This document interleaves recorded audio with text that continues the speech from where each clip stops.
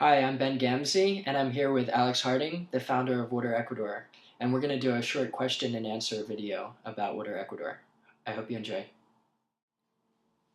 Question 1 from Jason. Why is water an issue?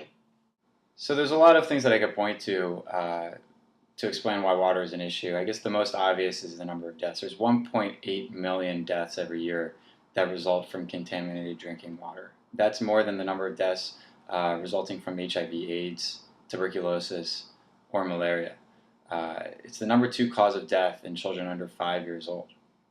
But even beyond that, water is an issue, and it's something that's really important to me and to Water Ecuador as an organization because of the more difficult to quantify effects of contaminated drinking water. There's 850 million people in the world who don't have access to clean water, who have to walk for miles every day to obtain water, and that water is dirty. People who are sick constantly because of the contaminated drinking water that they have to drink on a daily basis. So, I could point to some very easy numbers to explain why water is an issue, but I think that the real answer lies in those sort of more difficult to quantify, softer issues that affect people on a daily basis. Question number 2 is from myself. How does the Water Ecuador model of clean water distribution differ from some of the other models out there? Water Ecuador is very different from a lot of the existing drinking water treatment models out there. I think the most important, the most defining difference about Water Ecuador's model is that it's self-sustaining. And what I mean by that is that once the water system is built, once we have a water center in a community, that water center does not require any external funding for the rest of its lifetime.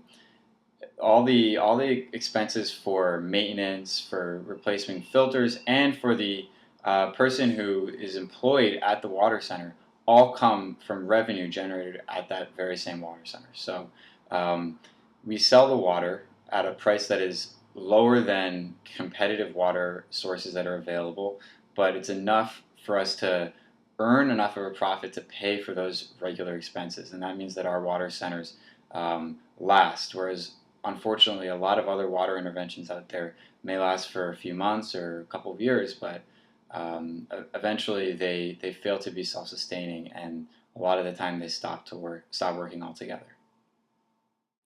Question 3 is from Ali. How has local leadership impacted the organization, and what can we do from the U.S. to provide ample support and resources while at the same time empowering Ecuadorian staff?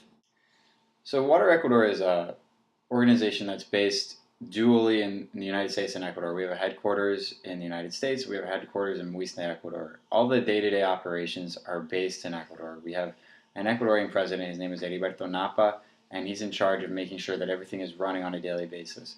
Really, the United States is a support organization. Over here, we're in charge of doing fundraising, and we're in charge of assisting the Ecuadorians on the ground in sort of the long-term strategic vision of the organization. But I think that it's important for Water Ecuador in the long term to be based in Ecuador, where the people who have the most at stake are in charge of running it. Question 4 is from Evan. What's in the pipeline for Water Ecuador's future? Is there anything exciting on the horizon? Yeah, Evan, there's a few things that are on the horizon for Water Ecuador that I think are really exciting. In the short term, we're working on a new project in Chamanga, Ecuador, that's going to provide 2,500 people with their first source of clean water. More in the long term, we're working with a nonprofit organization to apply to the USAID for a grant that would allow us to build 30 water centers over the course of 4 years. This would greatly expand our operations, allowing us to reach thousands more people every day. And very importantly also, it would be the building block to us creating an organization where all of our financing would come on the ground through the creation of micro franchises, where individuals would be able to create new businesses for themselves while at the same time improving the health of the people in their communities. So that's more of like a 10-year picture, but I think that it's definitely something that we're looking forward to and we're really excited about. Thank you, Alex. And for the viewers who want to learn more about Water Ecuador, how can they do that? Well, Ben, we have a website, waterecuador.org. On that website, we have information about the organization. We have information about how to become a volunteer, either in the United States or in Ecuador. And we also have a page for donations. So there's a lot of ways that the viewers could get involved and help out. Great. Thank you very much. Thank you, Ben.